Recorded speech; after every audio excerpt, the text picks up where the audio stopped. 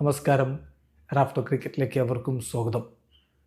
തുടർച്ചയായ രണ്ടാം മത്സരത്തിലും ഇന്ത്യൻ ഓപ്പണർ സഞ്ജു സാംസൺ നിരാശപ്പെടുത്തിയിരിക്കുകയാണ്.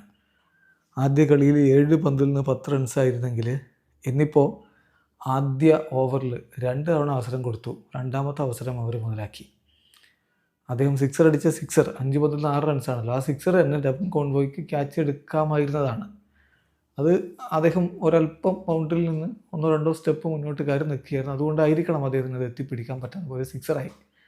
ശരി, എന്നിട്ട് എന്തായി? 5-ാമത്തെ പന്തിൽ വീണ്ടും ഒരു ഫോൾ ഷോട്ട്, അദ്ദേഹത്തിൻ്റെ ഷോട്ട് അത് ടോയിൻറ്റിൽ കൊടുങ്ങുന്നു. അത് കൃത്യമായിട്ട് ഹെൻറിയുടെ പന്തിൽ രവീന്ദ്ര പിടിച്ച് പുറത്താവുന്നു. 30 യാർഡ് സർക്കിൾ കടക്കാൻ പറ്റിയില്ല. ആ ഷോട്ട് ക്യാച്ചായിട്ട് അദ്ദേഹം 6 റൺസുമായിട്ട് മടങ്ങി. കഴിഞ്ഞ കളി 10 റൺസ്, ഈ കളി 6 റൺസ്.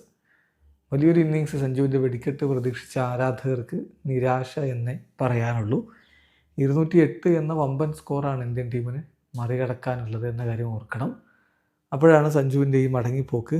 മാത്രമല്ല, സഞ്ജു ആദ്യ ഓവറിൽ മടങ്ങിയത് കൂടാതെ രണ്ടാമത്തെ ഓവറിൻ്റെ തുടക്കത്തിൽ അഭിഷേക് ശർമ്മയും മടങ്ങി. ഗോൾഡൻ ഡെക്കായിരുന്നു അഭിഷേക് ശർമ്മ.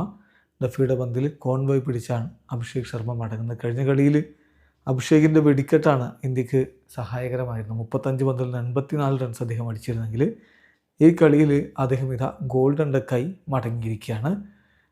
നമ്മൾ ഈ വീഡിയോ ചെയ്യുമ്പോൾ രണ്ടാമത്തെ ഓവർ പുരോഗമിക്കുകയാണ്.